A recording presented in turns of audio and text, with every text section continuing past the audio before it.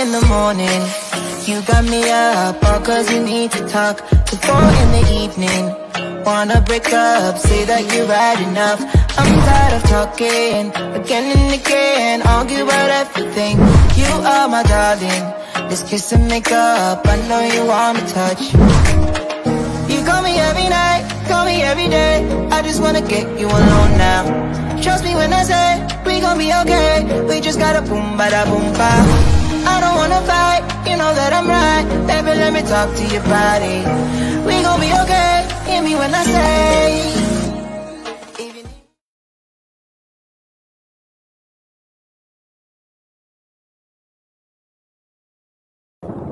Who told you that you can rise from the morass of your current situation? Who told you that you had to be a slave to the pain of your past? Who told you that you had to settle for mediocrity in this current culture called America? Who told you that you couldn't change your mind? Talk to me. Now's the time for empowerment. And I'm not the Reverend Knight. I'm the coach of clinician.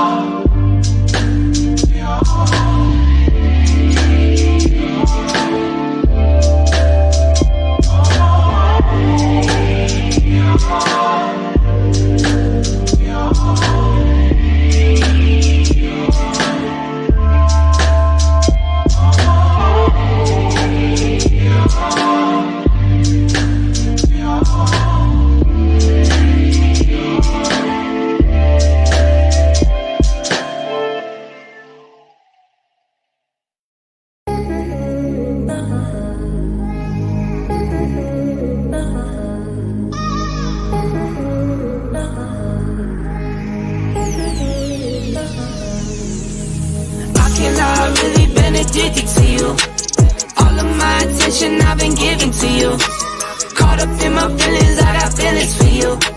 Caught up in my feelings, I got feelings for you. On my mind, I can't lie. On my mind, I can't lie. Pull you down till you dry. Pull you down till you dry. All the time, ease my mind. All the time, ease my mind. I know that you're dangerous, I'm addicted to you. I might rent the Lambo and go drive it like it's stolen. I've been living wild, I'm just going through the motions. Stumbling out the Uber, grab my hand, gave me the notion. Swimming in your water, but it feels just like the ocean. I can't lie, I've really been addicted to you. All of my attention I've been giving to you. Caught up in my feelings, I got feelings for you. Caught up in my feelings, I got feelings for you. On my mind, I can't lie. On my mind, I can't lie. Pull you down till you dry. Pull you down till you dry. All the time, ease my mind. All the time, ease my mind.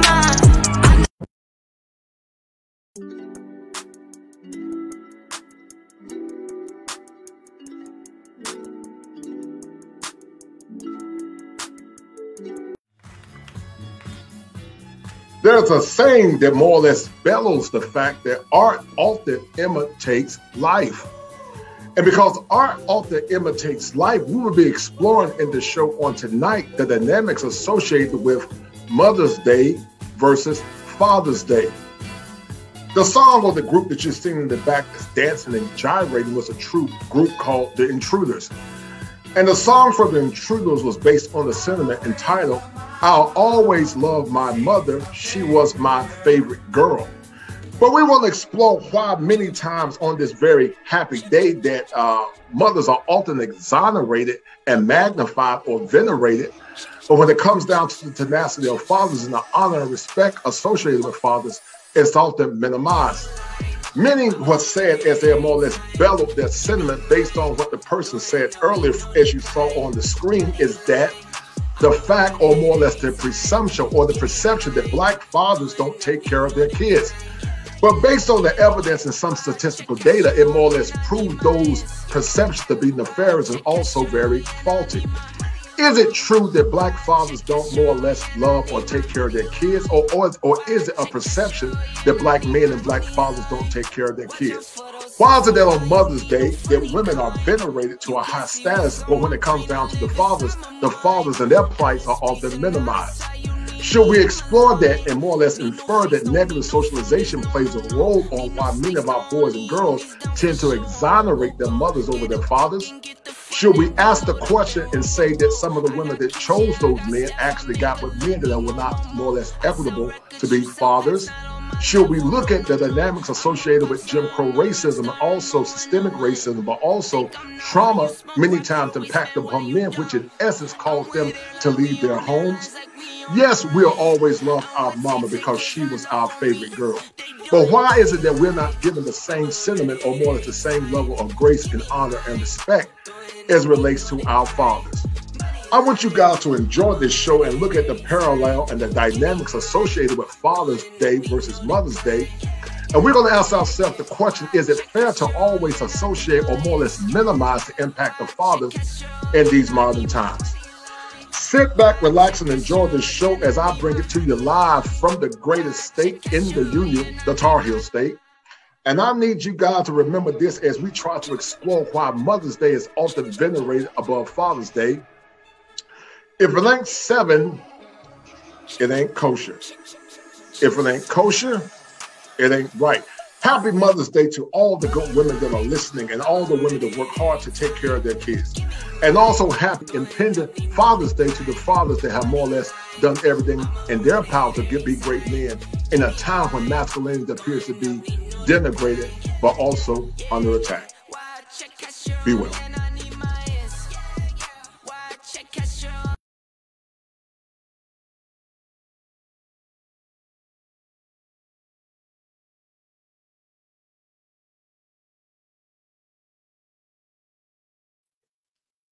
As I said before, we're gonna start in a minute, and I got my man that backstage talk with Lee. This is gonna be a very comprehensive conversation on this day that some celebrate, but some don't celebrate for religious reasons, and I respect that. But for the sake of secularization, we're gonna explore the secular concept associated with Mother's Day and Father's Day, and while fathers are often not venerated at the same level than mothers do are. Get your pens and paper ready. We're going to be having Sage Talk with Lee as a special guest in a minute. Let's do it.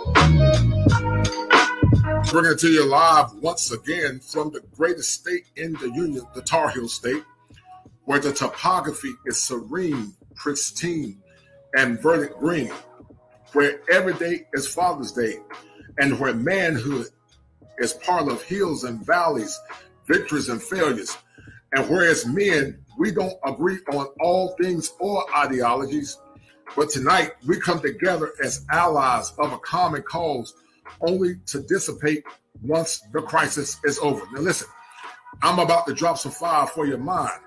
But before I drop that fire, let's explore why we are doing the Manhood Chronicles.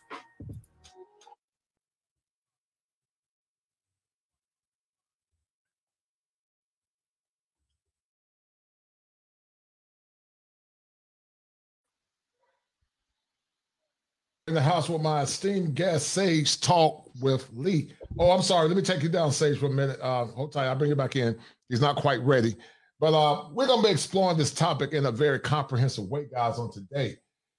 I know some of you guys, as I said earlier, don't celebrate Mother's Day, and I respect that for religious reasons. So we're not here to more or less talk about the pagan aspects of Mother's Day. We're here to talk about the psychological aspects and the secularized aspects of Mother's Day, and what are the implications as it relates to honoring and respecting fathers.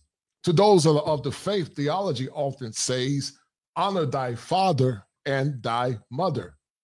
I'm going to say it again. It often says, honor thy father and thy mother.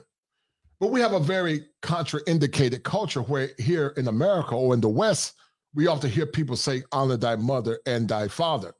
And because of that dichotomous thinking, it's making me wonder, why are fathers not venerated at the same level that our mothers are?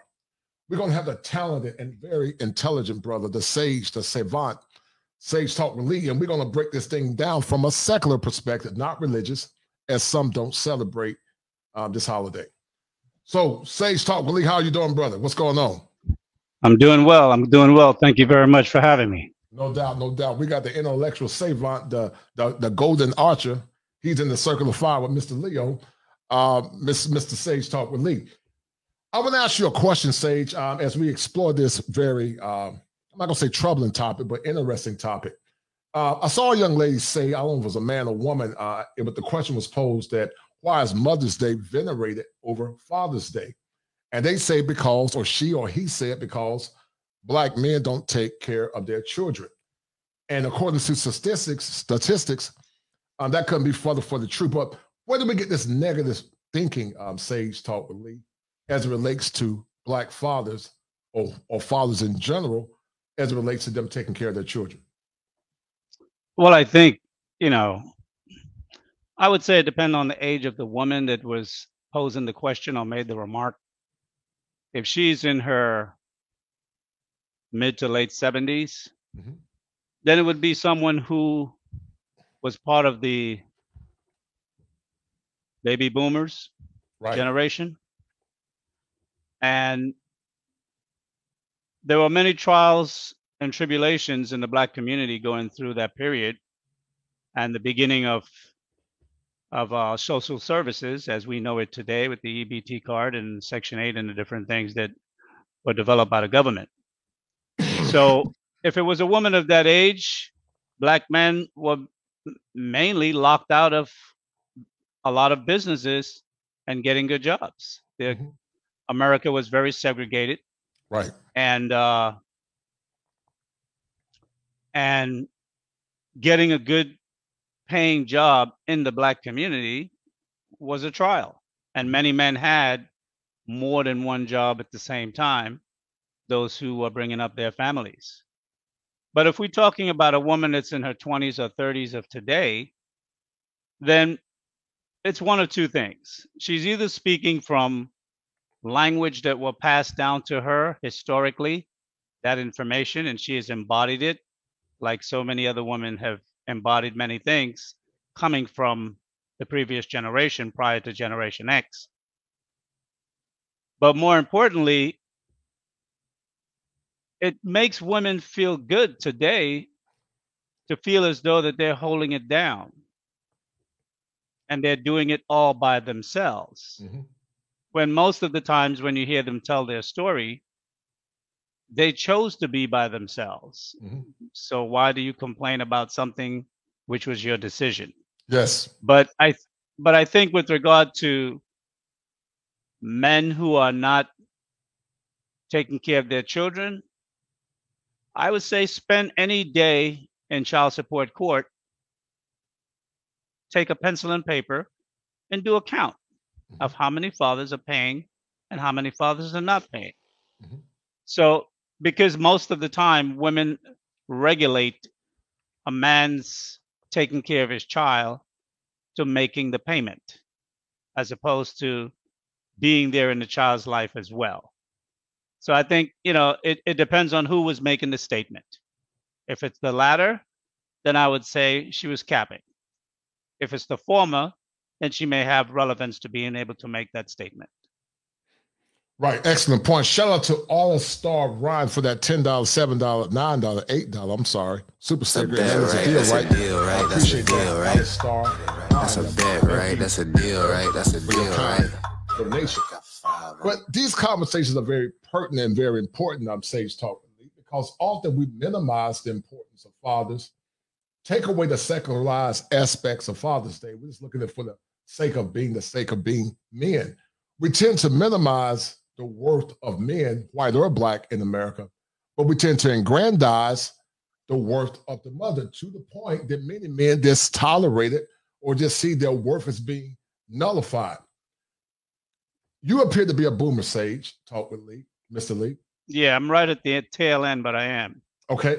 And so did you see this ongoing denigration of men when you grew up upstate in New York? Or is this a new phenomenon in your opinion? Well, back then I didn't really see it because I wasn't paying attention is probably more the right response, because I was a young boy during the 60s and in the 70s. So I was just kind of living my life as a young teenager or whatnot. Mm-hmm. But it wasn't until, in the 80s when I really grew up and I started to see and hear how men was referred to.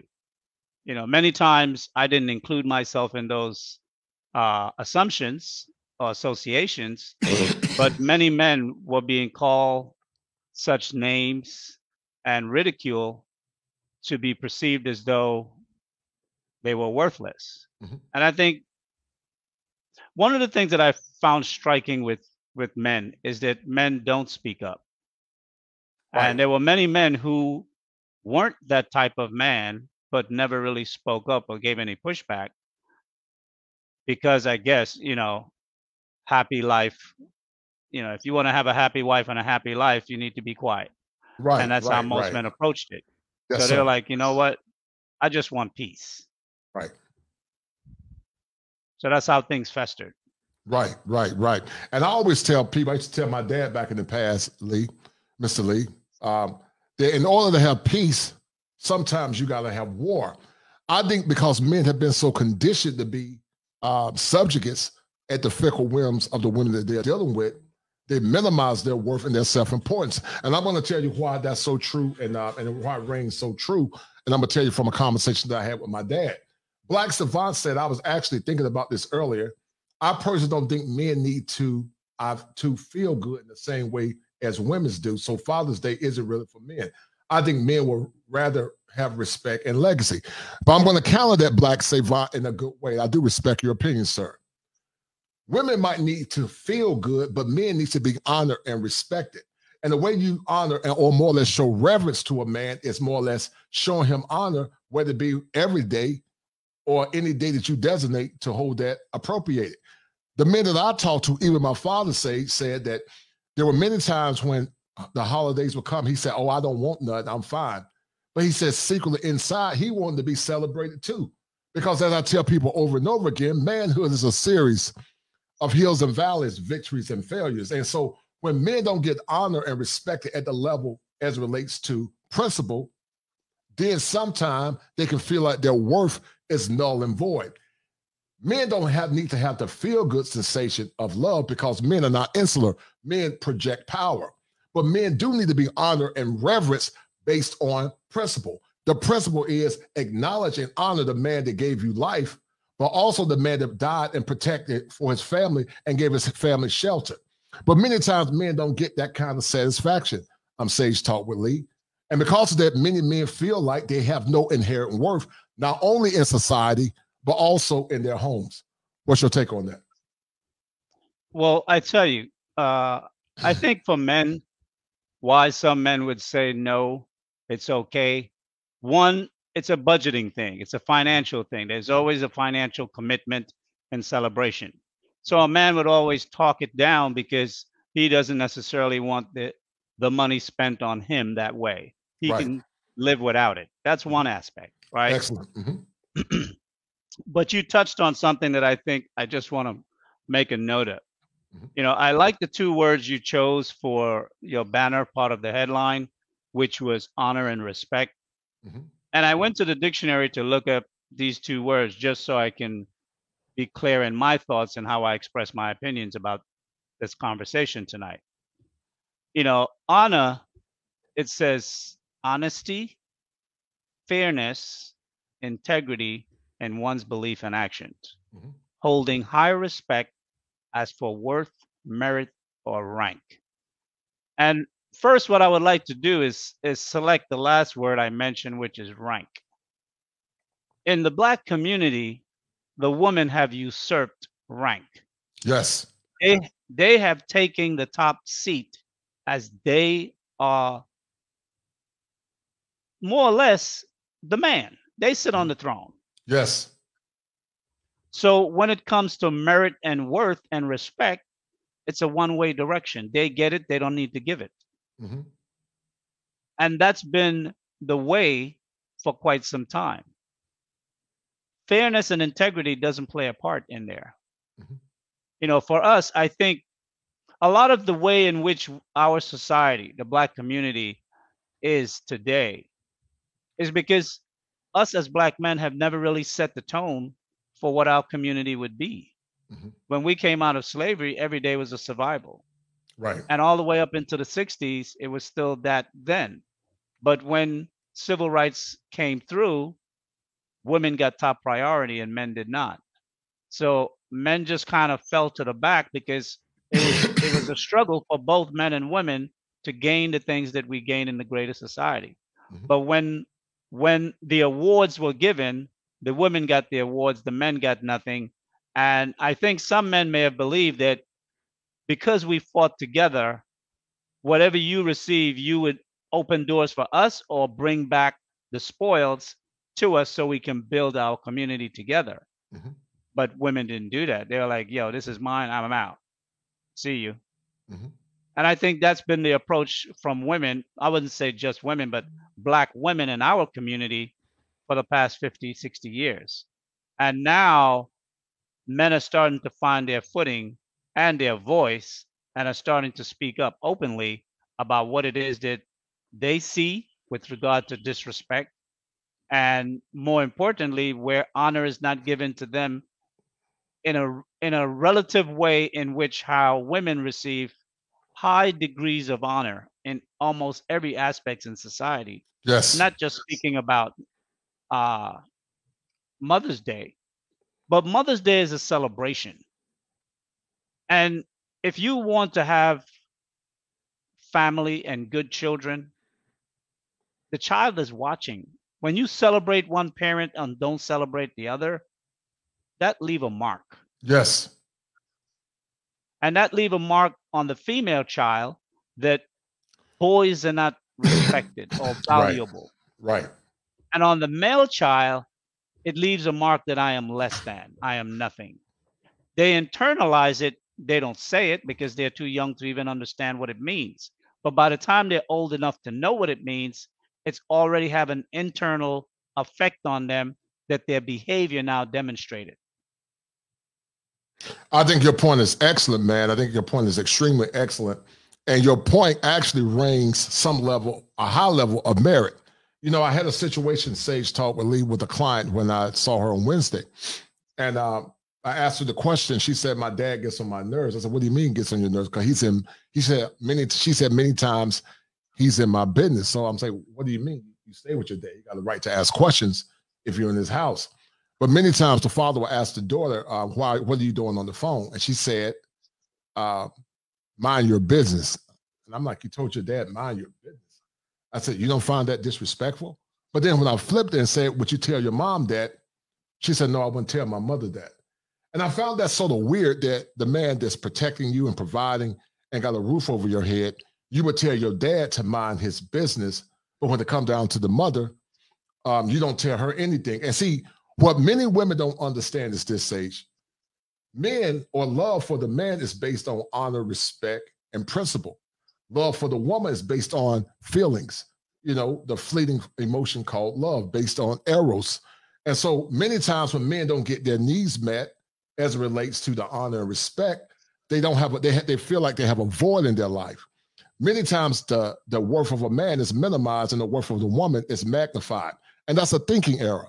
And that thinking error, or those thinking error, has been more or less permeating within our community for a large span of time. But when we bring this conversation up, the question that people don't want to hear when it comes down to what men want and need and their worth. When men speak out, it's misogynistic, like they said towards, sadly, Kevin Samuels' untimely demise.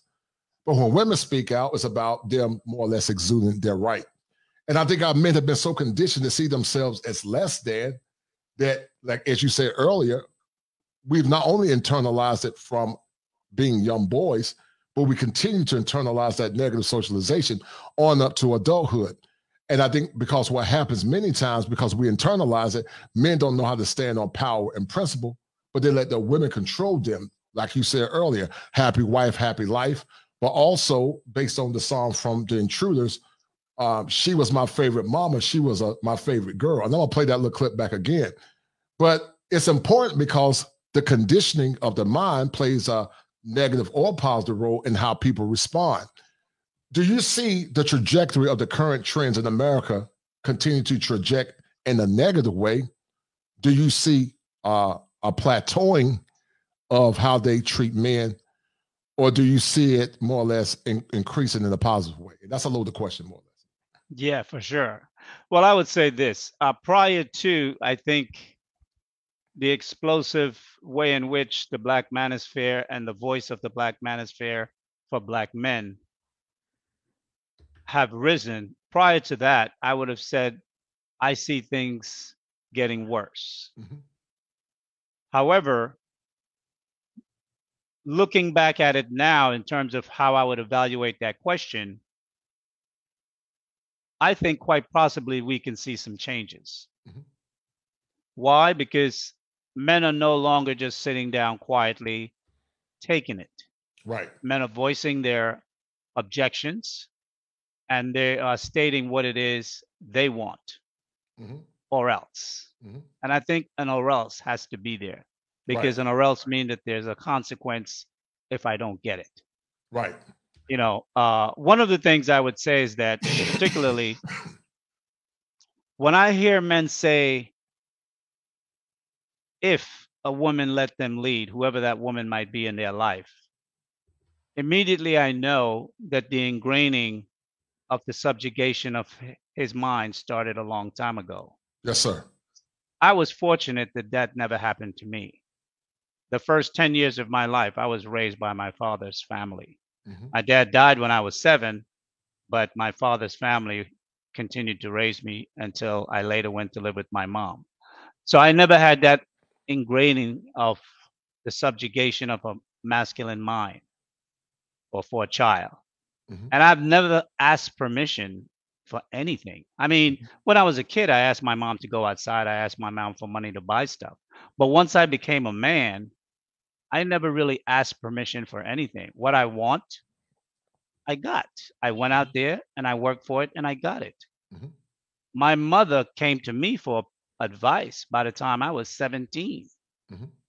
Because when I was 17, I checked my mother. I explained to her certain things I believe was inaccurate. And she acquiesced and said, well, this was the best I could do. And I didn't have a problem with the answer. I knew the answer was a non-accountability answer. And I didn't understand that term like I do now. Right. But it was a non-accountability answer. But it was her way of saying, I've got no explanation for you. Okay. But what it did was it changed the dynamic of how we interrelate.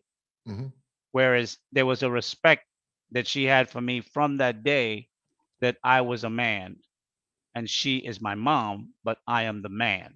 Right. And that never changed. Right. Right. And I would add that most men today, I shouldn't say most, many men today, they acquiesce to their mother.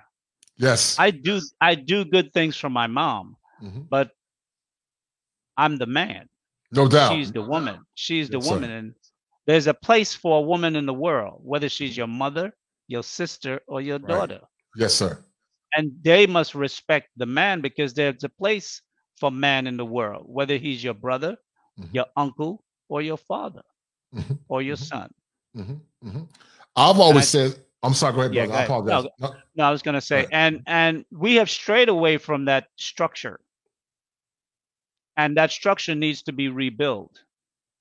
And it's going to take men to rebuild that structure because our women believe wrongfully that they should lead the community and the household. Right. And that doesn't exist anywhere on the planet. I totally agree. To the 43 or 44 that are watching, guys, please share the content. Share the content. If you have not donated, donate to the channel. Donate to the channel if you have not done so. But in the meantime, guys, we're going to continue to further this conversation as you guys are sharing the content. I need at least 5 guys to share the content as I continue to grow this channel and continue to expound upon the importance of heteronormative masculinity. I want to replay this clip, Sage, from the Intruders. You know, this old school. We're gonna take it back to the past. I don't remember the Intruders, but sure, I heard the songs the whole time.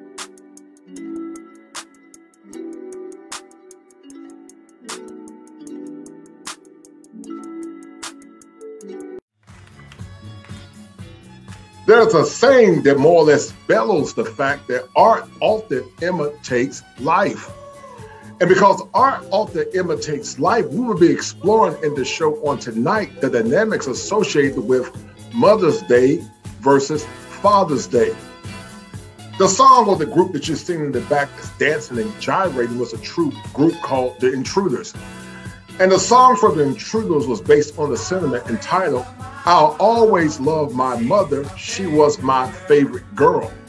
But we want to explore why many times on this very happy day that mothers are often exonerated and magnified or venerated.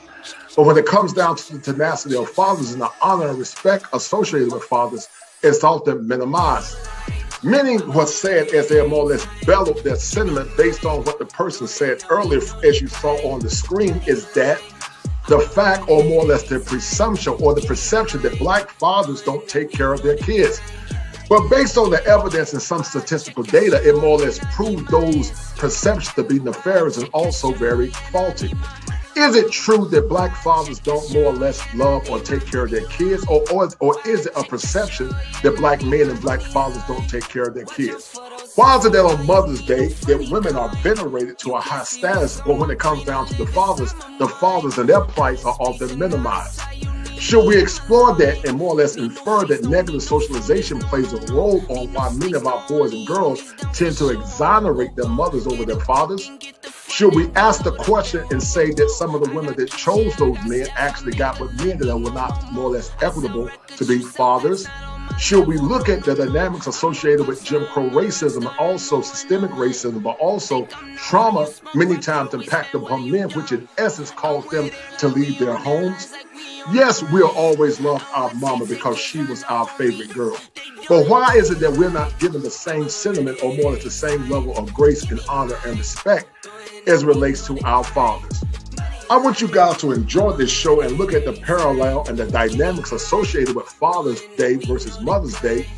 And we're going to ask ourselves the question, is it fair to always associate or more or less minimize the impact of fathers in these modern times? Sit back, relax, and enjoy this show as I bring it to you live from the greatest state in the Union, the Tar Heel State. And I need you guys to remember this as we try to explore why Mother's Day is often venerated above Father's Day. If it ain't 7, it ain't kosher. If it ain't kosher, it ain't right. Happy Mother's Day to all the good women that are listening and all the women that work hard to take care of their kids. And also happy impending Father's Day to the fathers that have more or less done everything in their power to be great men in a time when masculinity appears to be denigrated, but also under attack. Be well.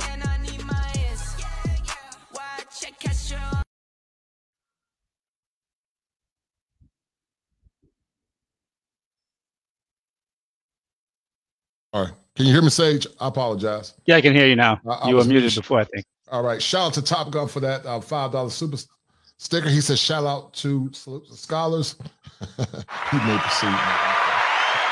And then shout out to Luke Case to bless her for that $10 super sticker. I really appreciate it. And that is a deal, right? Thank you, Luke Case. That's a bet, right? That's a deal, right? You hear the words reverberating over and over again, Sage.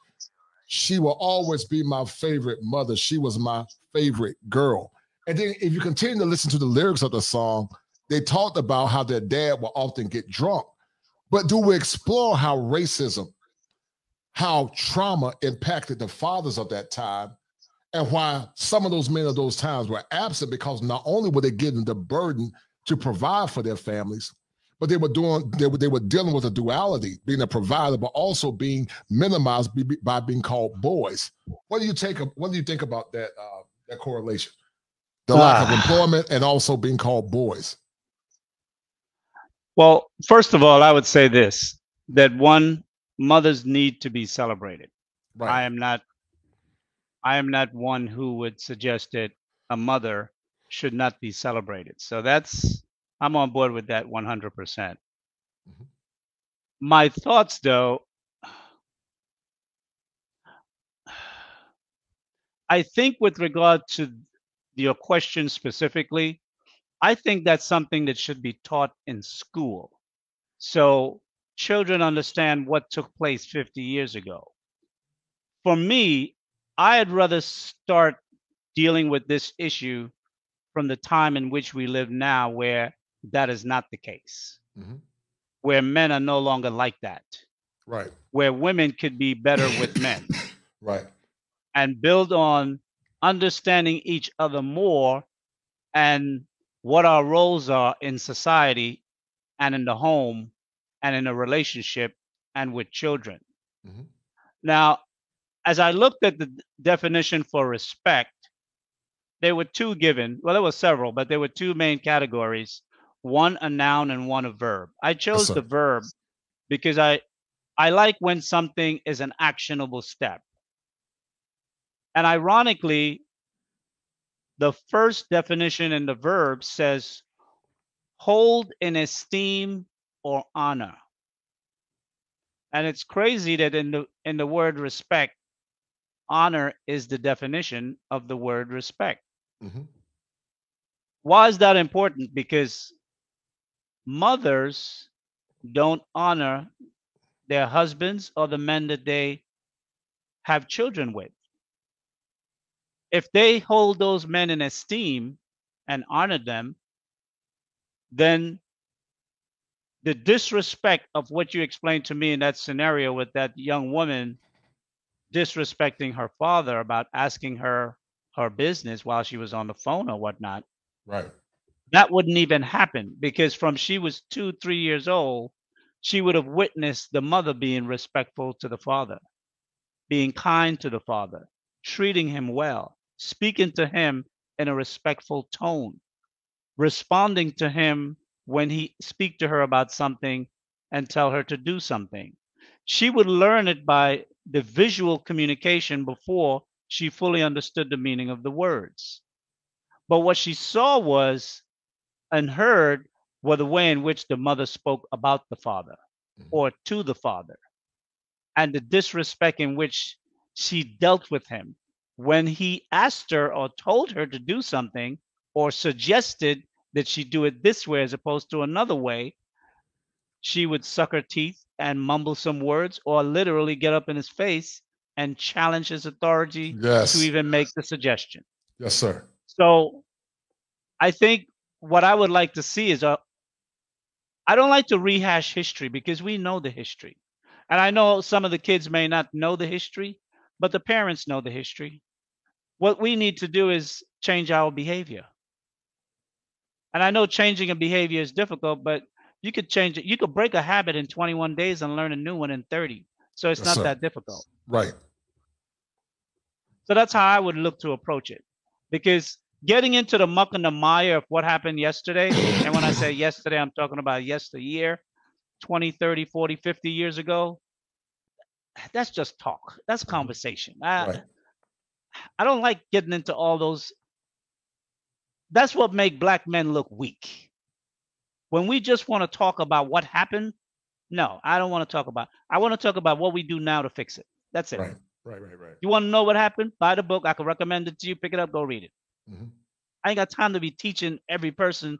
Teach it in school. We should, as parent, we should stipulate certain things that should be taught in school. Mhm.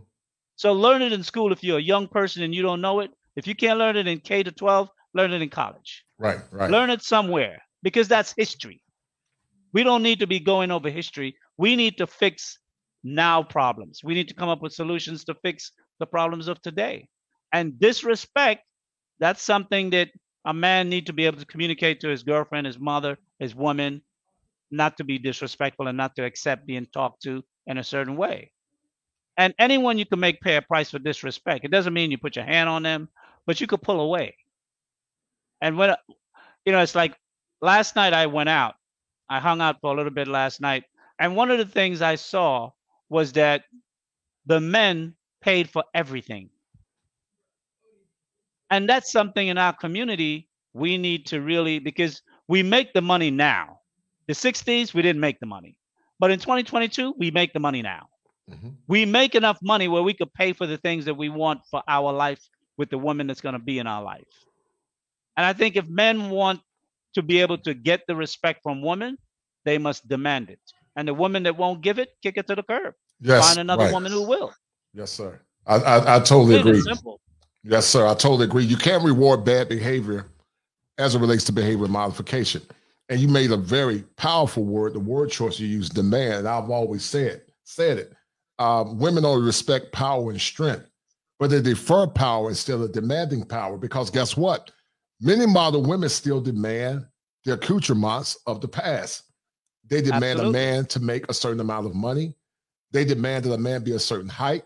They demand that a man make a certain amount of money. They have their demands. But all of a sudden, when men started having their demands, oh, well, you're misogynistic. Like they macerated Kevin Samuels, sadly, in the public media, in the spotlight, more or less slandering the man's name and making all types of false accusations concerning him, which in essence is an issue. But I totally agree with you, man. That's why these conversations need to continue to They percolate. will make him greater in death than he was in life. I totally agree. They don't Right. understand the dynamics of words and power and how things work. Mhm. The more they vilified him, the greater and mightier he will become. Mhm. Read the Bible, see what happened with Christ. That's what they did. They used that same prescript, and he became greater and mightier in death than he was in life. So much so that the practices of the Roman Empire, they literally had to merge what they termed Christianity, the teachings of Christ, with paganism of the Roman Empire, which was idolatry. So they merged it into one theology, which was proposed by Constantine and those leaders at that time. But in actuality, what they're doing now will work against them, just like what they did when he rose. What made Kevin Samuel rose so high and so fast was the hatred that he received. Right. It wasn't the love. It was a hatred, right? And the continued hatred will make his name historical. Right.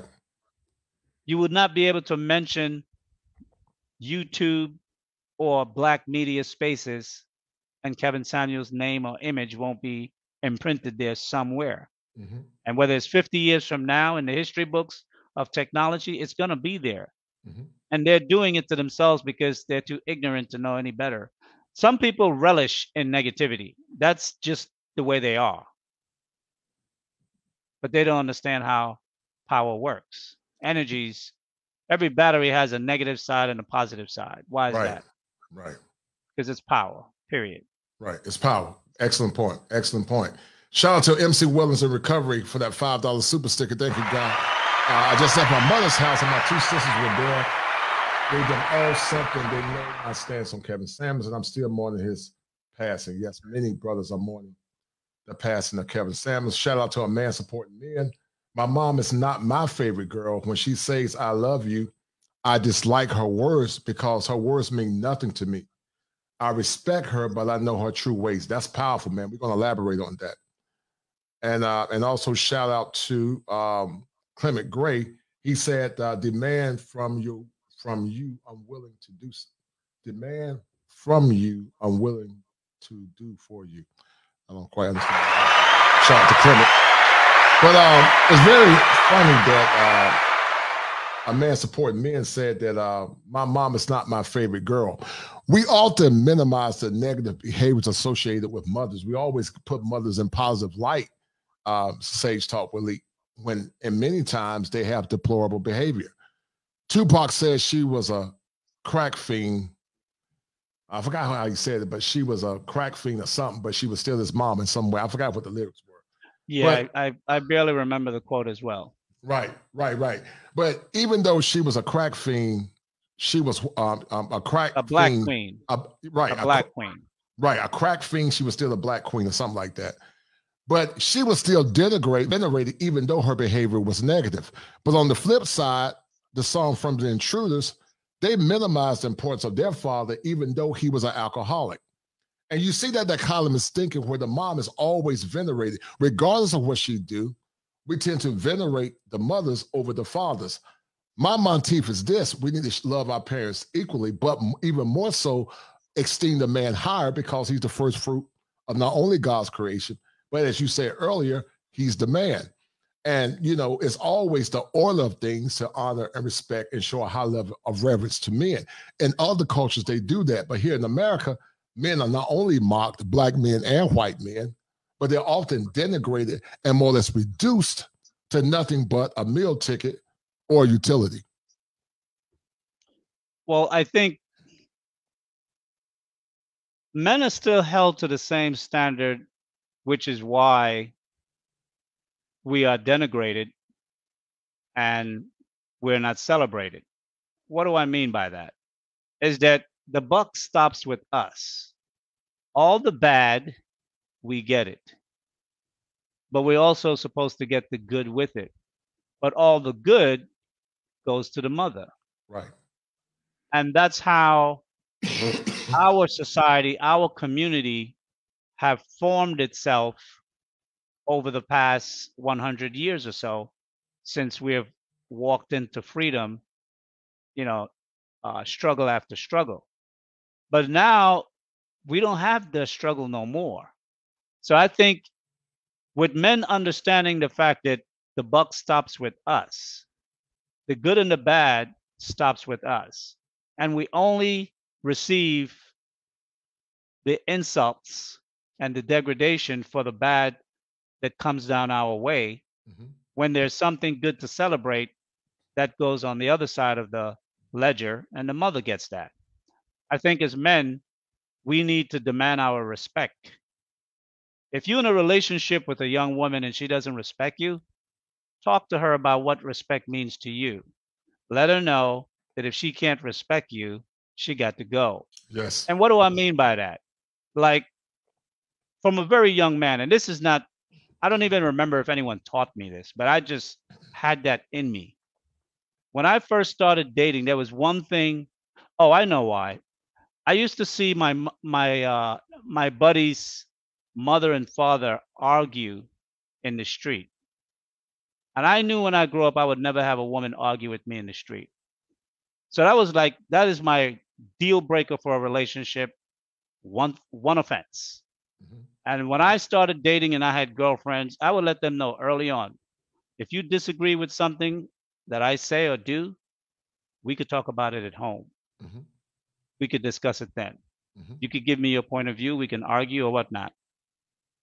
But if you get in the street and publicly try to insult me or humiliate me, I will leave you where you stand. And I don't give any second chances on that. That for me is a deal breaker right out the gate.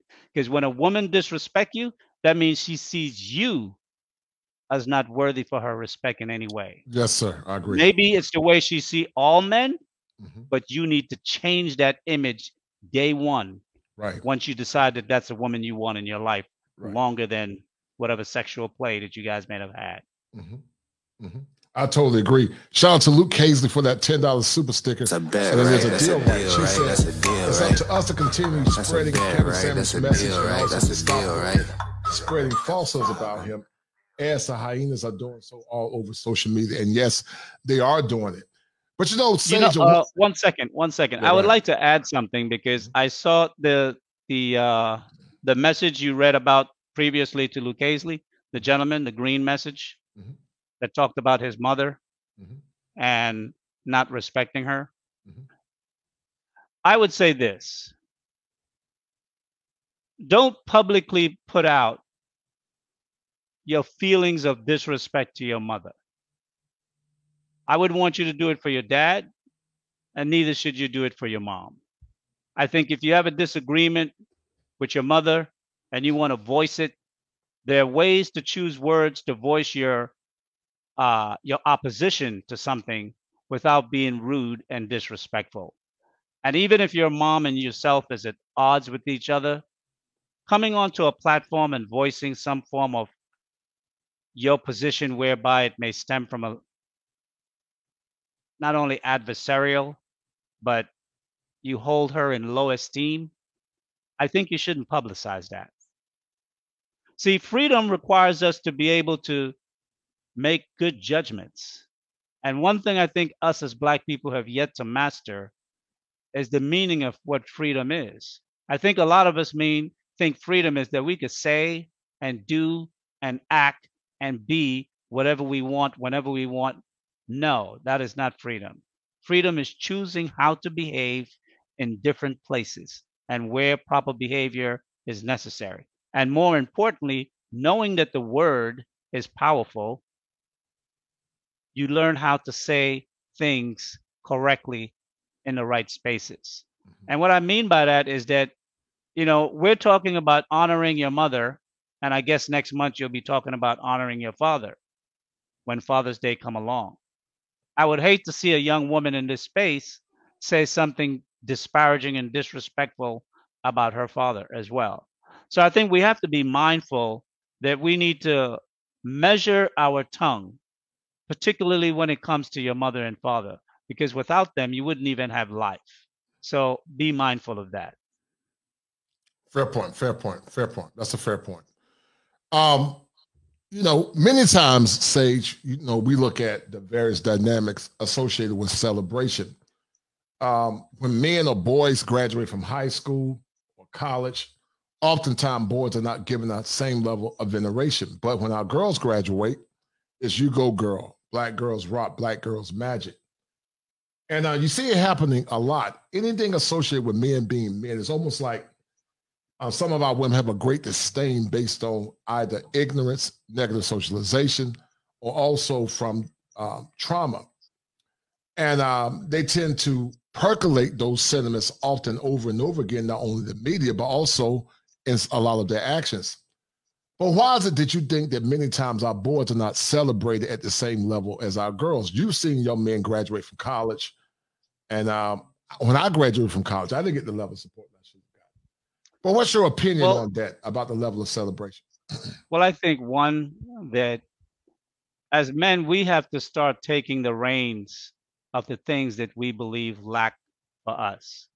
And what I mean by that is that we need to have black boys associations, not with girls, black boys. And it has to stay that way.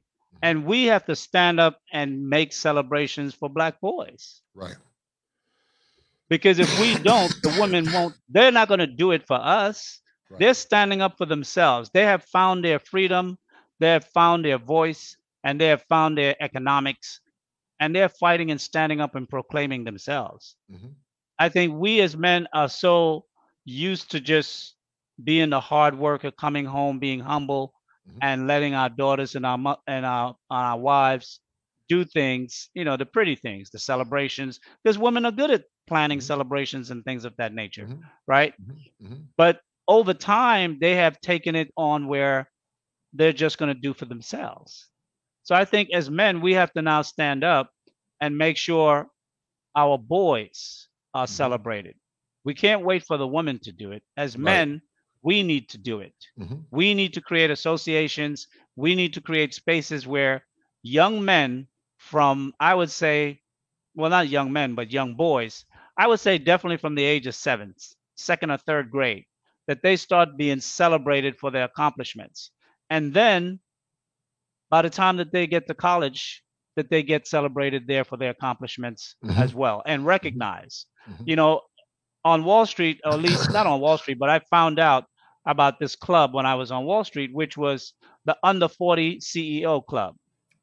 And because the person I worked for was a young CEO as well at the time, I had been to 1 or 2 of those celebrations. And that's something that they do in the business world. And I think that we should do that as men in our community to help build up our boys, that they have a better look upon themselves and outward at the world and the opportunities.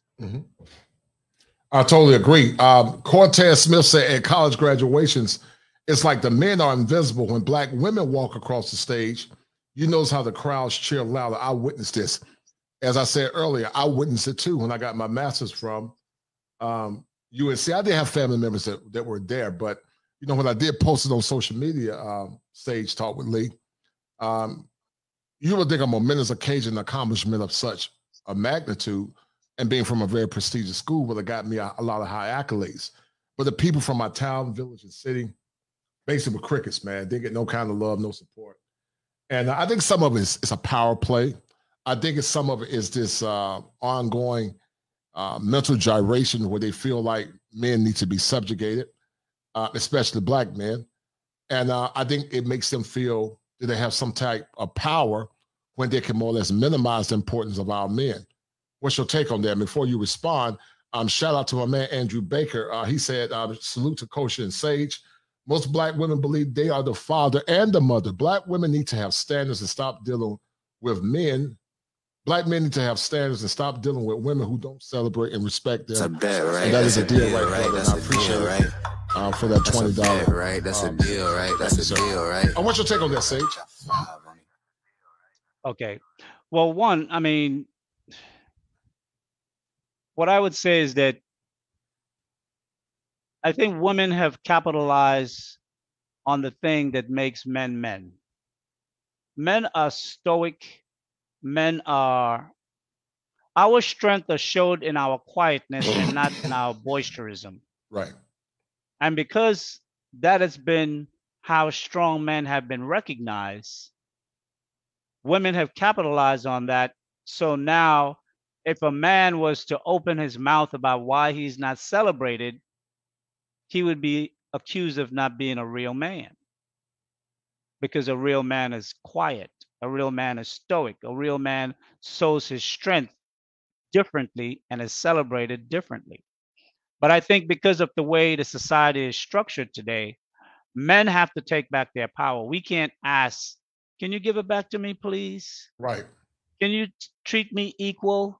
Can you treat me fair? See, that's how women get power. Men take power. Right. So if we want to be recognized and we want to be celebrated, we have to do it ourselves. Mm-hmm. What the fathers of the young men who graduate college should do is hold a separate award celebration for their boys. Mm-hmm. And the fathers should go up on stage and call out, name 2 or 3 men to be the honoraries to represent themselves for the institution. And then they recognize all those men and they throw a serious party and record it. Mm-hmm. And men, we know how to party. So if we want to do that, our celebration can outshine any woman's celebration. Trust me. Mm-hmm. But we just have to devise a plan on what we're going to do and how we're going to do it to get ourselves recognized. And then the women will complain about how men are being celebrated, how men are celebrating themselves and not with them. And when they bring up that conversation, then we can roll the videotape and we can show them what they've been doing for the past 50 years. Mm-hmm. Shut the hell up and you sit over there.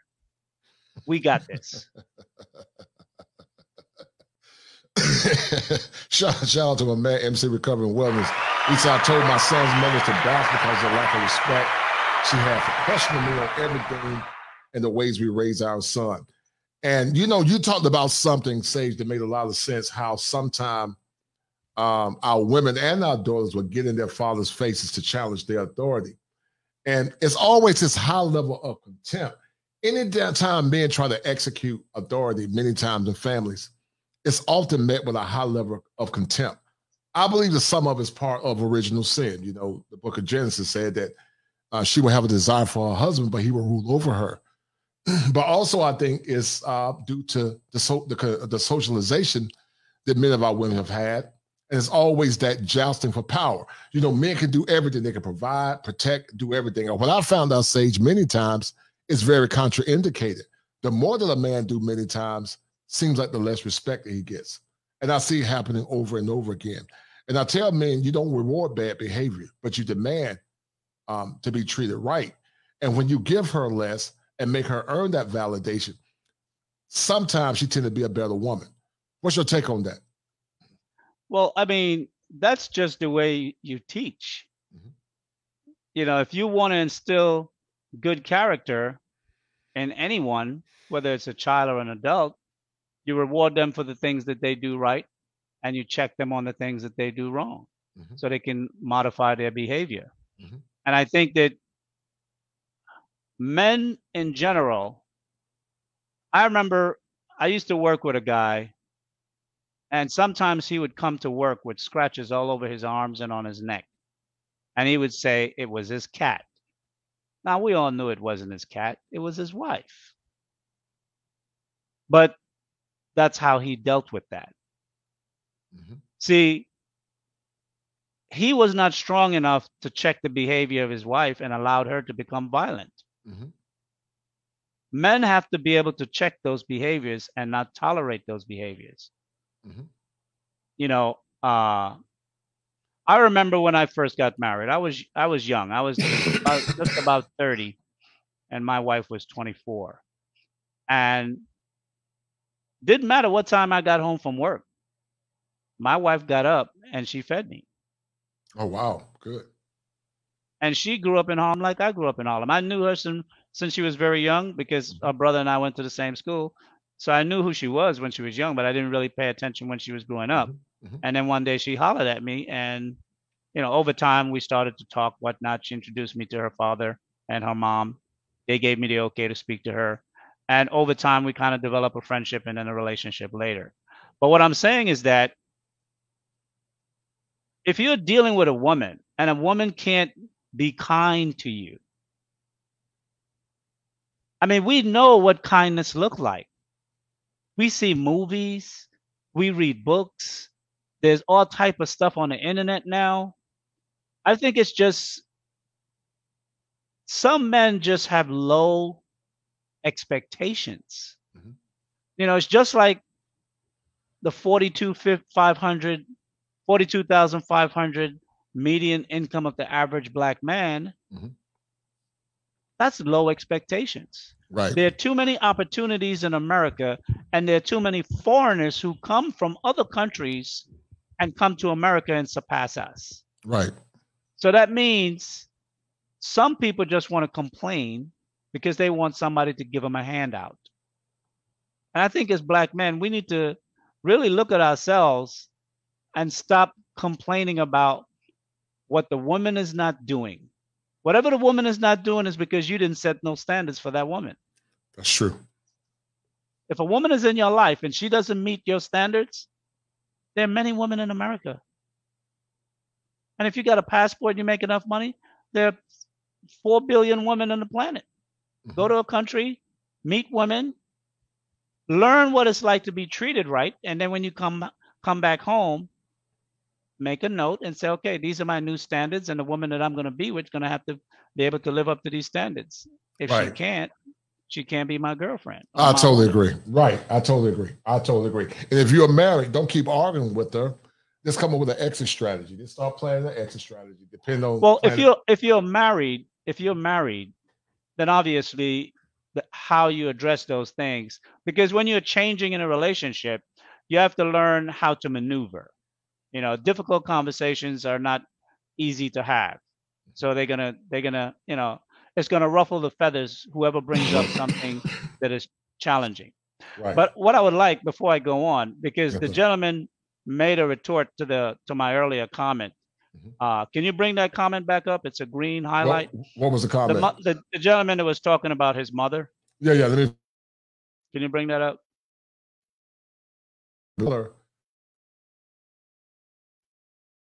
Looked like you froze a little bit.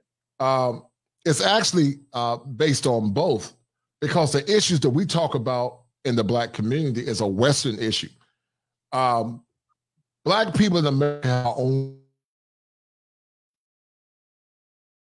it is more or less endemic, not only in Black people, but also white people as well. It's a Western issue. It's an issue that many white men talk about. Right, but I am not talking about white people's problems. I'm talking about Black people's problems. See, our problem is that sometimes we tend to, and what destroyed our communities, because civil rights gave us the right to go join the greater society. And what Black people interpret that as, oh, we don't need our own community no more. We could get into the white man's community, so let's go over there, which was dumb, right? We can look back at it now and see that that was not the move to make. Right. How we should have interpreted that as, now that we have access, how can we use that access best to benefit home, our community? What we did was we abandoned our community and we just went and joined their community. So first of all, we need to do somewhat of a decoupling, right, to get back to standards within our own community. But what I would say to the brother, it's not that your mother may have done things that didn't live up to your expectations or even hurt you. What I'm saying is, and whatever conversations you guys may have and how you dealt with it, how you present it in the public's eye on YouTube, I would suggest that you choose your words better, because one, a man that would publicly disrespect his mother in public, for a woman that would be a good woman, she would look at that like, no, if he would do that to his mother, what would he do to me? So you have to be careful of what you say.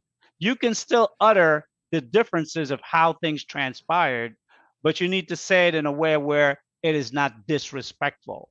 I've had different arguments with my mom, but I have never once disrespected my mother, and that's face to face. So I would definitely not say anything online or in a public forum that would disrespect my mom, because that would shed something about me. That's what I'm saying. Yeah, I respect that point. I think everybody's position is different, and that's a fair point. But people that have more or less been through high levels of trauma, it doesn't appear that you've been in that type of trauma. And I think your point has a lot of merit. But when you have people that are vacillating with trauma from the past, with a high level of disrespect, many times men come to these spaces, Sage Talk, when they just to emote. They're emoting on the fly. And so I can see the dichotomy of a person that never had that level of trauma and disrespect versus a person that have had that. So sometimes it's based on severe levels of trauma that they've been through, and it is using these platforms to tell their story through pain. But I do see your point. I don't more or mind, but less. that's why I'm giving Right. him coaching, so he doesn't repeat it. No doubt. All right. We talk about celebration, honor, and respect. What does honor and respect mean to Sage Talk Lee in his own way? What does respect mean to you? If you have a blueprint of what Sage Talk more or less demands or want as it relates to respect, what does it mean to you? Your own template of honor and respect. What does it Respect for look me like? as a person, or respect to as it pertains to Mother's Day? What is the question? Both. Okay. Well, I think honor it's an achievement that someone have done something worthy to be recognized. For a man, obviously educating yourself, making yourself a success in the world, building a family, and being able to provide for your family, because that's the baseline of the continuation of our society. Teaching your children to be respectful, and that your children may respect you, and that the wife that you have chosen respect you. So as a man, getting respect, you have to do something in the world to be respected. You're not born with it. I do think as a man, you should be treated different from a woman towards a man, because a man has an inert essence within him in his masculinity that affords him that higher ranking, right? Because in honor it says high respect as for worth, merit, and rank. And in the society of humans, men carry a higher rank than a female, right? Or a woman. That's one. We're equal under the law, but men carries a higher rank. So that's the general respect of a man, how a man should be respected. With regard to Mother's Day, I think if you're a mother, you should be honored for doing what has been the age-old mission of all women. To be able to birth life, to raise life, and to deliver life into the society, the community, healthy, both physically and mentally and emotionally. But if you're doing so without a man by your side, then you're dishonoring yourself. Because as a woman, bringing a child into the world is a two-party experience. A woman needs a man to father a child. And a woman needs a man to raise that child, whether it be male or female. Right. And if you choose to do it by yourself, you're choosing to disrespect yourself. Society will honor you for being a mother, for doing the things that all mothers have done, which is the birthing of the next generation of humans. But if you truly want to be respected, because we know, because now we have studies and all these things, we know that a child that is brought up in a single parent household stands least chance of being successful and a higher chance of either being on drugs or being a criminal. So just for the fact of if you're going to have a child and you will be honored as a mother to have a child, then you should have a man with you with that child. Now, what I see is that many women, because of the sexual revolution, what it did was it removed the purpose of sex. The purpose of sex is to procreate. What God did for us that he didn't do for other mammals was he gave us pleasure in it as well. So we can have sex without necessarily for the purpose of birth. But reckless sexual behavior will cause the birth of kids. And if you're doing it with a man that you don't want to spend the rest of your life with, or that you're at least in a relationship with, because you shouldn't go into a relationship with a man that you don't find admirable traits in that man, then you will be bringing in children who will be unbalanced because they don't have a father.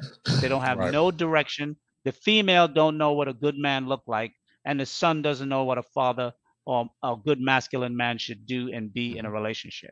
So our community is really just lopsided because of this one interaction, giving birth to children with no men around. So I would say to the females that are listening, to the mothers that are listening, if you already have a child and you're alone or you're by yourself, there's nothing you can do about it. But if you're young enough and you want to have more children, the next child that you have, do it with a man that you plan to be with, and have that conversation before you do that. Because we need to bring respect and honor back between both men and women. Men have to be able to look at women and see something respectable about her. Most men look at a woman and see either, a pole dancer or, something of that regard, or someone just to hit it and quit it and bounce. Right. They don't look at women as honorable. And that's partly because of the way in which they carry themselves. And because so many of them carry themselves in a way in which men could treat them disrespectfully, women that wouldn't be considered a woman of that same character is treated the same way as well. Right. Right. Yeah, that's a good point about how we see each other in negative lights or negative light, and the ongoing perceptions that many have based on their own anecdotal experiences is actually blinding them to the reality of the truth, a truth that more or less seems to be more or less going away even more so now than in the past. Many continue to say, Sage, that, Black men in general don't take care of their kids. And there's a lot of research to say that's a lie. It's a certain type of Black men that don't take care of their kids, just like there's a certain type of white man, Latino man, or Hispanic as well, even though Hispanic is a culture instead of a race. But these negative associations about Black men, it seems like more people get more kick out of denigrating the image of a Black man. And you talk about the image a lot on Lapeef, Let's Talk, versus more or less giving credence and respect to Black men. Do you think a lot of this has been due to, how can I say it, media? Or do you think it's a combination of media and also negative propaganda? Well, media is propaganda. Right, so it right. can It be is, positive right. or negative, Right, and it that's is true. negative, right? So the media has a purpose in which the reason why they do what they do. Our women should really be our women to help build our community, but our women are looking out for self. Mhm. And if you're looking out for self, then you really don't care what happens to the Black man.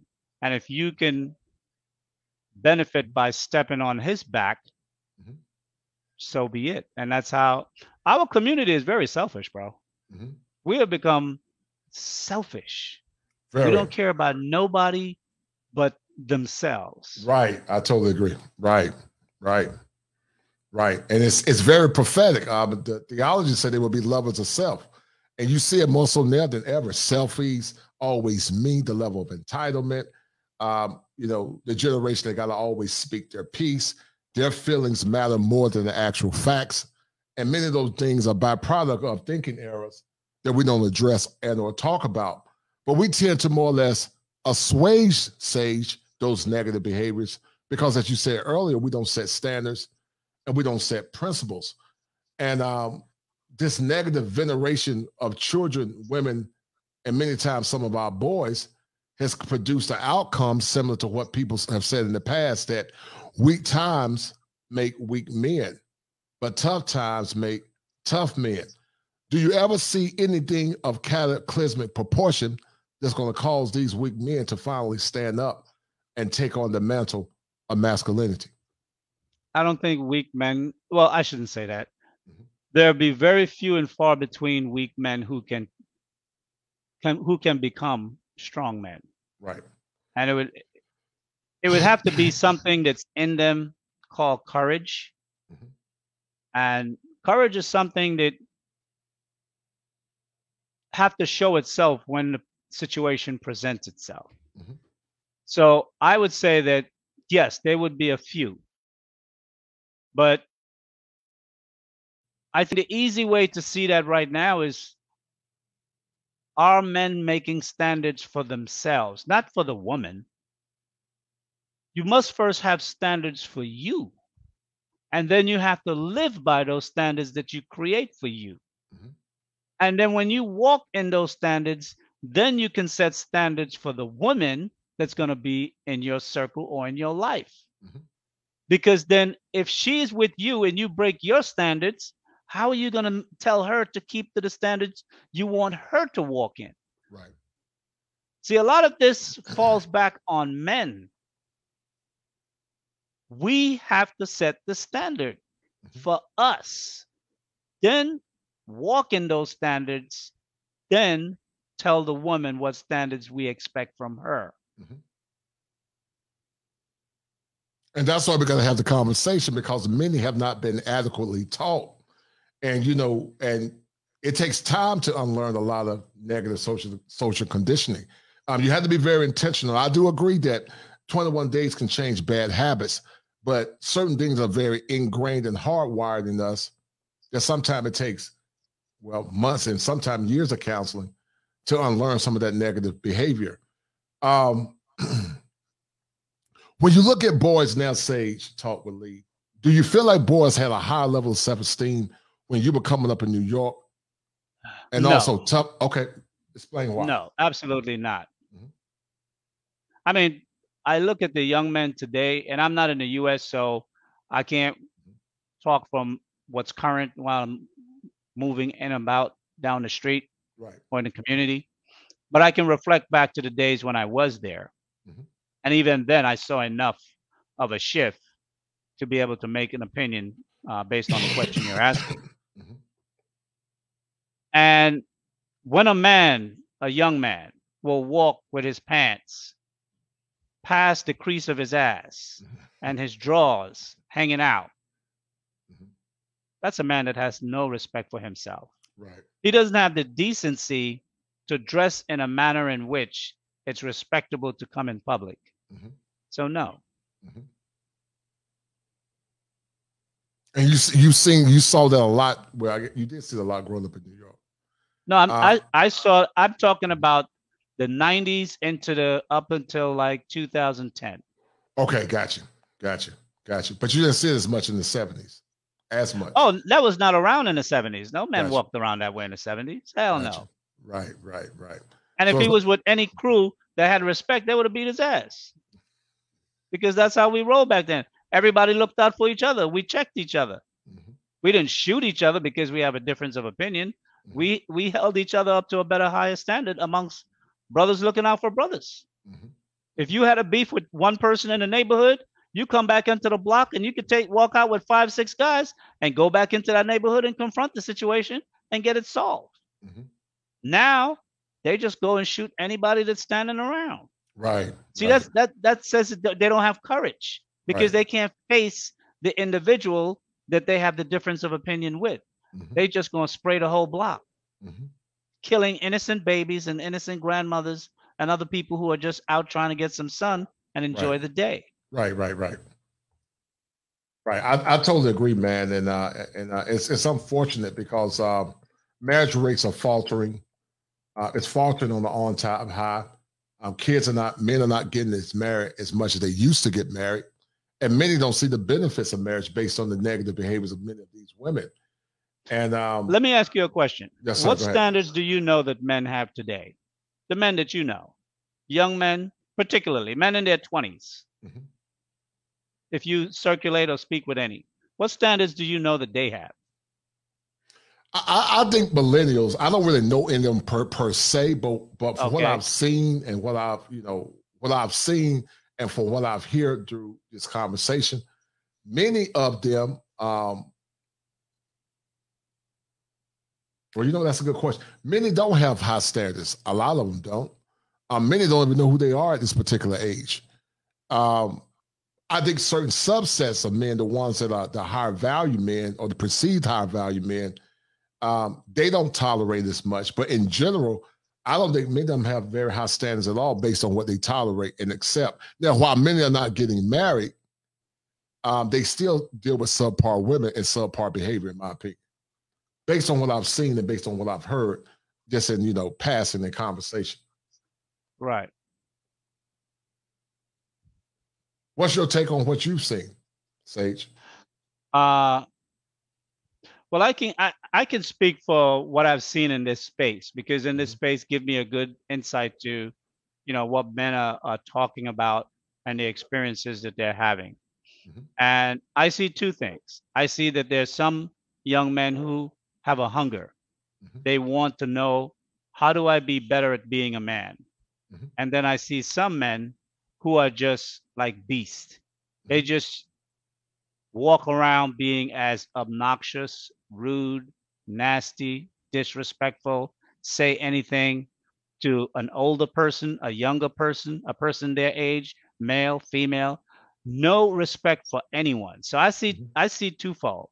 But the ones who are looking to improve themselves, that's Right. a much smaller category of men that I've noticed. Why do you think that's the case? Do you think it's because of families being devoid of fathers?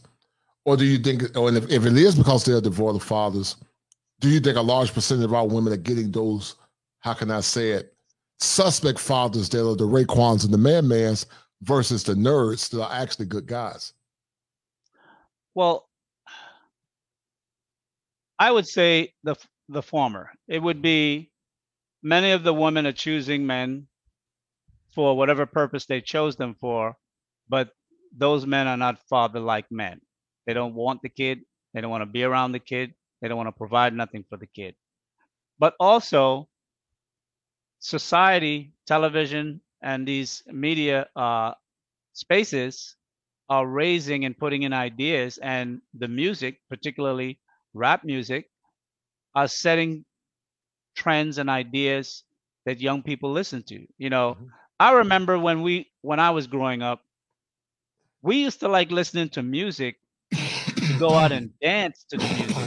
And the words were important, and mostly the girls will always sing the words and knew the words, right? But today, people listen to music and they embody the message in the music. Right. If the music say kill, they kill. If the music say are, they are. If the music say be abusive, they be abusive. And it's both sexes. It's not like it's individual. You mean women are using their sexual parts to dominate men. Right. So Right. Society has totally changed. There's no boundaries. And no one wants to set boundaries for themselves. And then when they find themselves in trouble, then they want the community to come and help. Right. And that goes back to what we call, like Dr. T.S. Johnson called concusearch, but a word that I created, Sage, called the commodification of subjugation. I want to drop the link, Sage, real quick. I know you got to go, but I want to bring a few people on to add to the conversation, Sage, for a few minutes. I know you got to go. Thank you for being generous with your time. I'll give you, 13 more minutes to, what time is it there now? It's 9:43 in North Carolina. What time is it where you're at? Okay, well, it's 7:43 for me, so until 8 o'clock my time. Okay, all right, yeah, because I'm not going to hold you. I appreciate it, man. You went over 30 minutes. Thank you, brother. I appreciate it, Not a Sage. problem. All right, Sure. hold tight. All right, so guys, we're going to call in, drop the link, and with Mr. Sage Talk with Lee. And this is the part of the show, guys, where we seek to find balance and clarity. And so this is the part of the show. This is the part of the show where we find solutions. Now, Sage, you're doing a marvelous job, man, with Lapeef Network. You're coming up with some very viable solutions as it relates to changing what little community that we currently have. But what are some very pragmatic solutions that you think we can more or less use in these times where solutions and using logic actually seems to be on deaf ears? What are some very practical solutions that young men? For which problem? Well, problems concerning men, well, you talked about men walking away, but I would say problems concerning not only how men are respected, but also how men are trying to find honor and respect in a time when they're not getting it. Part of it, you said, is to walk away. But are there other ways that we can actually implement for men to get the outcomes that they want? The younger men, more or less. Well, one, like I said earlier, I think what young men need to do maybe is to develop a code of behavior for themselves. Mm-hmm. Whether it's a 5-point code or a 10-point code or a 12-point code. You know, I learned to set codes in behavior for myself by my life experience, mm-hmm. right? Mm-hmm. I remember one day my friends were throwing rocks at a bus. And back then, the buses used to have the sliding windows they can open. And I wanted to show them how good I was, and I picked up a rock and threw it at the bus. The bus that came by, the window was open, the rock went right through the bus and hit somebody in the chest, bust right through the newspaper. Right. So that showed me that my karma comes quick. So I need to modify my behavior and not act like my friends, because I could find myself in trouble real quick. Mm-hmm. So I think you can learn to set standards and rules for your own conduct and behavior and how you live by your own experience, because one man's walk is different from another, right? Mm-hmm. Your trials are not my trials, mm-hmm. but we go through the world at the same time trying to succeed. One man's walk, so I think that's another, right? Your trials are not my trials. Mute yourself, Sam, man. Mute yourself. Go ahead. I think that's one way. You know, if you want someone to respect you, you have to carry yourself in a respectful way. Mm-hmm. And when people do something to disrespect you, you let them know that was disrespectful. I don't like it. If it's in business, you know you have to be around them, so you need to let them know. If it happens again, then you need to check them or write them up and report them, right? There are ways to handle things in business. So I just think that we as men need to take hold of our respect and our honor, right? Like if you study the Ronin or the shoguns of Japan, mm-hmm. they didn't get the respect and honor from the society. They got that from the code by which they lived, and then the society respected them. Mm-hmm. So you must first build your code. Then you will get the respect that you demand or are required. Right. The Sandman, how would you like to answer the conversation and what Mr. Lee is talking about as we seek to find solutions in these very troubling times? Muted. I'll mute yourself, brother. All right. Good evening, good brothers, TKC and good brother Sage Talk. Firstly, I agree with everything being said, every single thing, all the way across the board. You know, especially the issue of first of all, not having to ask for respect from women or anybody, to tell you the truth. Because we tend to be taught that our actions will speak for us. Unfortunately, as Black men, I don't see our actions speaking for us as much as stereotype does. And so that demands from us that we stand up for ourselves. Exactly. And my thing is, at this point, rest in peace, brother Kevin Samuels. But at this point, I think these kinds of concerted efforts are absolutely necessary. For more and more men to come out en masse and say exactly what we're saying now. So when you think about the veneration of mothers and the denigration of fathers, what did you experience when you were growing up as a young man? Exactly that. Veneration of mom. Because nobody's perfect. You know, and so we can expect perfections and imperfections from anybody. But I find that growing up, mom was venerated for coming out of her difficulties, whereas dad, even when he came out of his difficulties, it was always, they had a saying. Should have done that anyway. Yes, they had a saying back then, N-word ain't never had, shit ain't never been, ain't never going to be, you know. It's a vicious slur. But I remember in growing up in the 70s, it felt like I had heard that every single day. You know, maybe it's several times a week, but I did grow up here and feeling like every single day. And to add back to the veneration topic, boys even started saying the same thing about other males. So that's how the disrespect creeped in. yes, sir. And it just seems to have continued and continued and continued and snowballed to what we see now and what we're all trying to correct. How would you like to answer the conversation, MC Recovery and Wellness? But before you give insight, did you feel celebrated in your relationships, Sandman? Did you ever feel celebrated, or not to the level that you desire? Celebrated in the very first relationship, yes. In subsequent relationships, celebrated, no, not at all. It's sort of more like oh, good dog for rolling over, here's a treat. That has been my feeling in my experience in my own humble opinion. It's, you I have know, a question.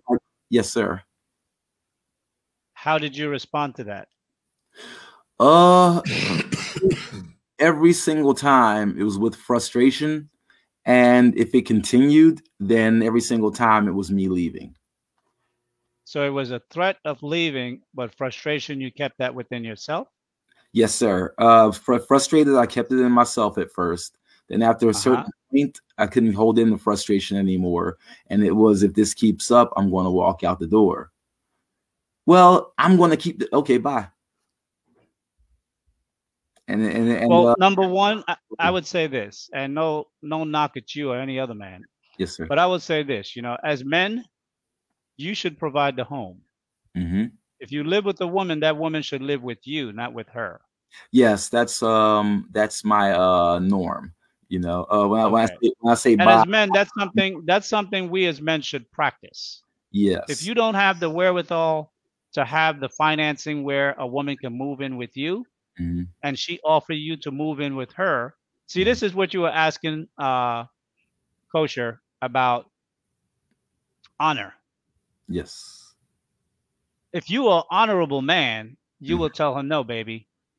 When I get the money, I'm going to get an apartment, and then you can move into the apartment with me. Well, in my situation, I'm not. Don't take it personal. I'm not referring to you, but because you made that comment, I'm just making a suggestion to young men, because you and I are men a bit older of age. You're more mature. But to young men who are in their early 20s or mid 20s, you should never move in with a woman. Ever, ever, ever, ever. She should move in with you. That's the way you keep your respect as a man. Yes. That's part of it. And what I see happening nowadays is exactly what you just said, Sage Talk. I've started to see men between the ages of 40 and 50, and this is my experience as well. Started seeing a schism, and the men who were responsible, who we had our own homes, we were responsible for our relationships, responsible for our kids or our godchildren. We started slowly but surely schisming away from the men who were engaged in more negative behaviors, where they weren't taking care of their responsibilities. And so that's what I experienced between the ages of 40 and 50. Excellent. What do you guys think about, MC Recovering Wellness? You talk about your son. You talked about your son, and I know Sage got to go in a minute, but you talked about your son and how a lot of times you had a lot of pushback from your ex-wife. What do you feel like you allowed in that relationship that led to the pathology that many see manifesting in these modern times? What I basically saw was, I always used to bring up the issue, it's sort of like me doing side language, like, I was once a boy. So, like if he fell down, she'd be like, oh, stop. And then I'm trying to get there and let him know to brush it off. Well, you know, sometimes I could say like, and then I would say, well, is you gonna bandage him? And then it's more like that's my job now. Or do you know I would have to do the stuff.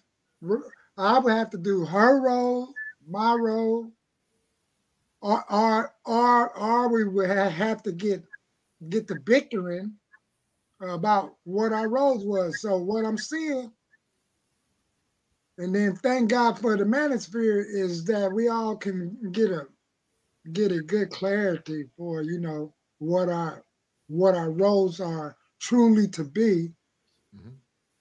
And sure, I just got a lot of pushback. She came over earlier. It seemed like in a whole lot of people relationships, I noticed it seemed like the relationship gets better when you break up. and then so I did that about 2 or 3 times with her, and every time we come back together, her masculine energy is like friction with mine. And then that's when I heard like what Sage was talking about, that respect, no matter what decision I made, with money, finances, or but look, it's as if I can't do nothing right. Like from vacationing, it's it's bad. It's bad to the That point was your where, wife? Was that your wife? well, we didn't get married till we. But it was like she was your wife. She carried, and then I was looking up on marriage, and then right when I'm getting close to giving her the ring, I found out that she never had in mind of bringing another kid. So after she had him, she cut it off right then and there. And then that gave me a flashback on how I was raised in South Central when women do things like that. But to sustain my recovery, because I'm a recovering alcoholic, I said, well, let me see if we can do something to correct that. And I just kept getting pushback. I got pushback like, go find another woman to go have a baby with. Dude, I get stuff like that. That kind of side language. Then if she noticed I am about to do something like that, then it'd be like some more side language. When we break up, that shit is like, let me give you some sex real quick to make sure you don't have no energy. So you see, that's that dance.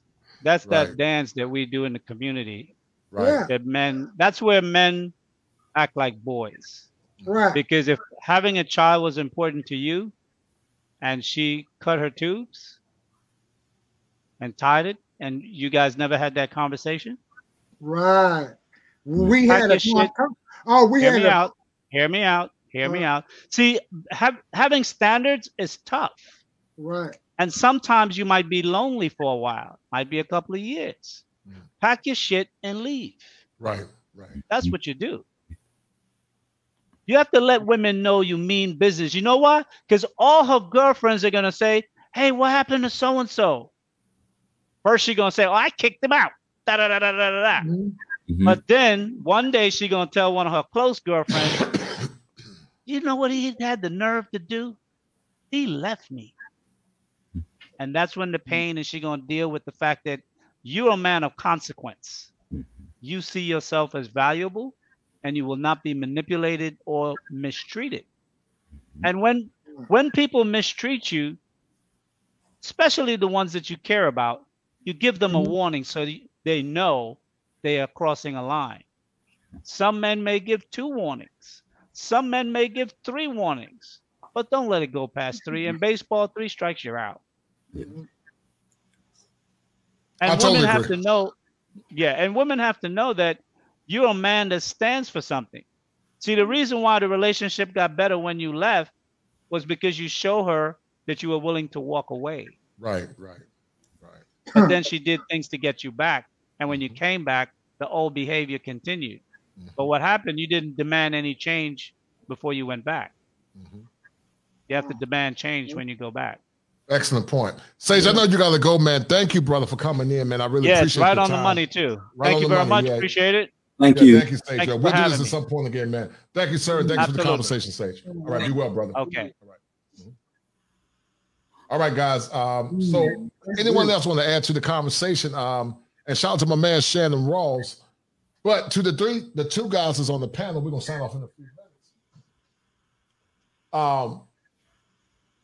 To the Sandman, did you ever go to college? And when you went to college, did you ever feel venerated or celebrated? And how long did you see this gesticulation of not being celebrated in a healthy and very cogent way? It was celebrated on graduation day. Okay, and this was my situation. I'm not sure if this is unique or not, but you know, it was very clear that I came from a single parent family, majority white university, a single mother, and so I was celebrated more by professors, especially women professors, than I was by women outside of the university setting. And then when graduation day came, that was the first day I felt celebrated. But even then, to this day, I still wonder if that was, well, I know it was a celebration for Mom, but for everyone else, I think it was just another family event to show up to. There was only one brother I can ever think of at any graduation who I saw was truly celebrated by all 14 members of his family who came to see him on his graduation. And he felt so good about it, he shed tears as he gave his, what he turned into a keynote speech. But it was just to say that 14 strong to come out there to see him like that, it literally brought this black man to tears. Right. Because, you know, our self-esteem has been impaired so much to negative socialization that we just accept anything, man, you know, and it resonates so loudly, you know, that, as I said with the song, she was my favorite lady. She was my favorite girl. But it resonates so loudly because, as I said earlier, when men have issues, because see, we don't understand and know that the fathers that abandoned their family didn't have any visceral trauma themselves. Those men could have dealt with a lot of trauma. A lot of the times those men turn to alcoholism, they turn to drugs, they turn to sex, they turn to domestic violence. But we tend to more or less associate any and every negative thing associated with men as just bad behavior instead of looking at the underlying issues or the root that caused those behaviors. And a lot of times it's like that, man. It's caused a lot of men to be frustrated because they feel like that no one understood their pain and some of the behaviors that led to their pain. And so that's why we need to have these conversations, man. We need to have these conversations to get men into conversation and to help men feel like they have some inherent worth and value. Yes. And may I add something to this as well? When I look at the women's sphere, and I won't, of course, will be respectful and not mention any names. But what we're talking about right here, this is pathology. This is, you know, like I give credit to Kevin Samuels for the SIGN acronym and give you tremendous credit for the DEF acronym, both of which I think should be used in the clinic, both of which I use with my clinicians. Okay, because it's that important. And because we haven't had these kinds of conversations, they're still relatively new to the point where things are being congealed on shows like this. And one brother had asked you in the comments section a little earlier, said who was going to fill the void left by Kevin Samuels. Right. I don't think, I personally don't feel like Kevin Samuels left the void.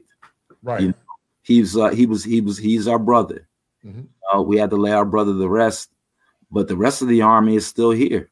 And so that's how I look at it. So people, so I think just what we're doing right now, which is still building a brotherhood, you know, en masse, that was the logical next step anyway. And if Kevin were still here on this earthly planet with us, I think he would be saying this. He has said the same thing. Thank you. No, I agree. I think Kevin, I did a show called yesterday, The Maverick and the Lone Ranger. Yes. But Kevin was not the only clarion caller. No. He just tended to stand out more. But there have been many men in these spaces that have been talking that for a while. Tommy, Sotomayor, The Angry Man, and many others, even white content creators like Better Bachelor, they all have. But I think the message has been more pertinent now, more so than ever, because Kevin is more in the spotlight, and he got his meteoric rise with that video Average at Best. Average at Best got him to that next stratosphere. Yes. But that was by happenstance, sadly, due to the coronavirus. Yes. And so I think more so now, men are beginning to see, and based on the teachings, but also based on some of the things that many men have venerated, that they do have inherent worth, they do have value, and they should have enough perfunctory knowledge now not to fall back in that negative trap that held them hostage in the past. My show teaches them how to change the schemas that impacted them, teaching them how to love themselves, teaching them how to walk away, because when you walk away, and I think sometimes because men are fixers, we tend to stay in bad relationships because we tend to be fixers, but there becomes a time when your standards must supersede your desire to fix the situation. Change takes place when your pain of your current situation is greater than the act of change itself. So when you get sick of being tired of being sick and tired, that's when change will take place. But we're going to sign off in a minute, guys. What else do you guys want to share or add about honor and celebration and also manhood? Because there appears to be a war, and this war has been going on for years between Mother's Day and Father's Day. And I know why some people don't celebrate either because of religious reasons, and I respect that. We got a call to war, a call to terms, how many times Mother's Day is given a high level of honor and respect compared to Father's, because many times, many men felt like on Father's Day, it was just another day. They got tools, they got belts, they got ties, they got many of things, but moms were always seen as an icon, not understanding that the seed of man determines the sex of a child. And so we got to be more cogent and take that more into conversation. So before we end, what did you guys get for the stream? How was it beneficial? Well, everything across the board was beneficial. It either is a better way than I have, say, of expressing the same feelings. And also to have the benefit of Sage Talk here, who has been life coaching for quite some time. But most importantly, was when I heard the word honor, because honor is something that I have yet to see a whole panel on men talking about our senses of honor. And I've said that to women in discussions, in heated discussions. I said that it's your job to learn what honor means to men, and it's our job to teach you.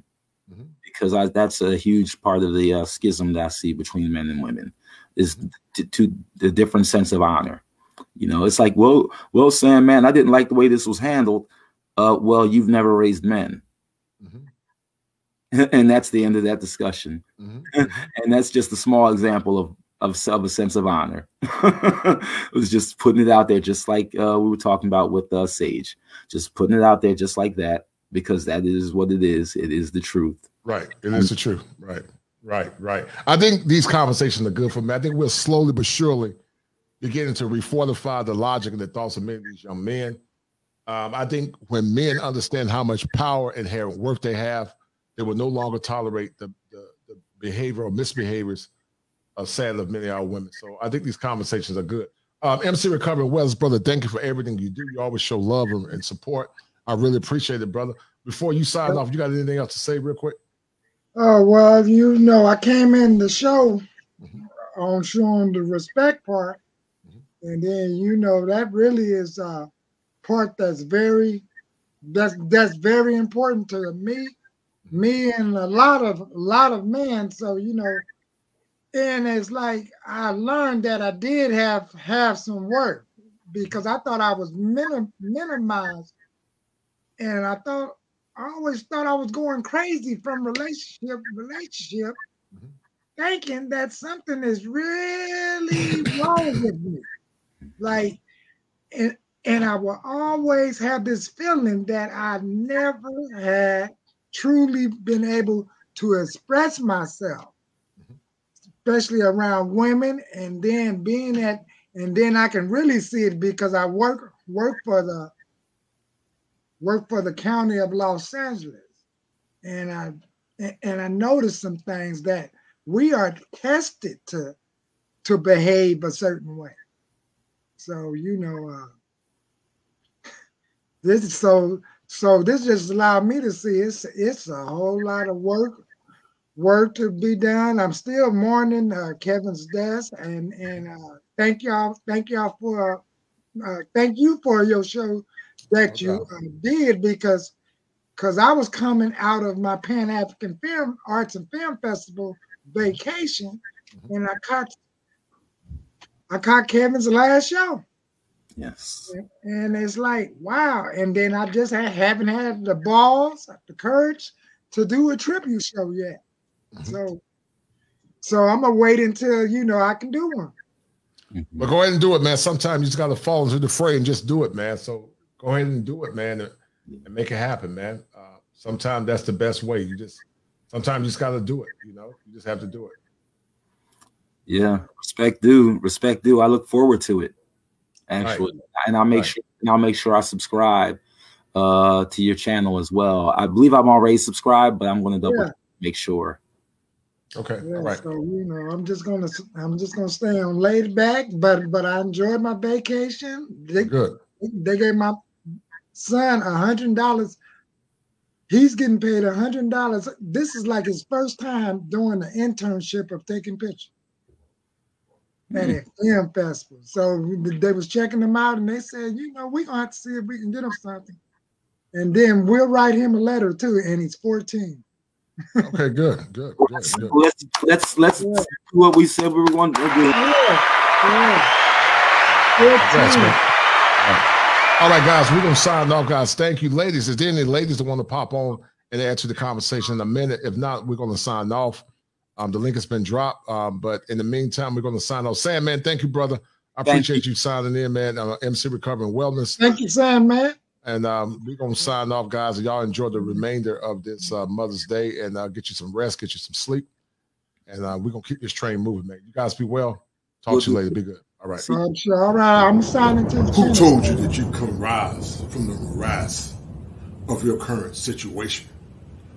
Who told you that you had to be a slave to the pain of your past? Who told you that you had to settle for mediocrity in this current culture called America? Who told you that you couldn't change your mind? Talk to me.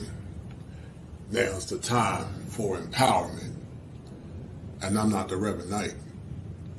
I'm the kosher clinician.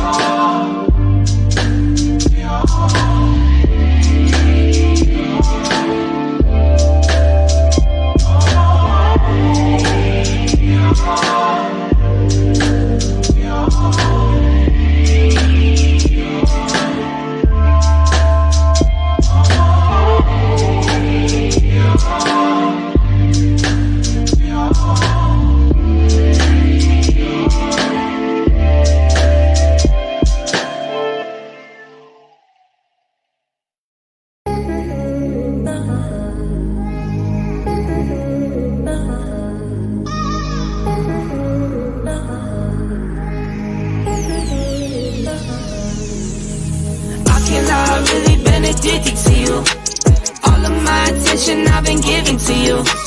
Caught up in my feelings, I got feelings for you. Caught up in my feelings, I got feelings for you.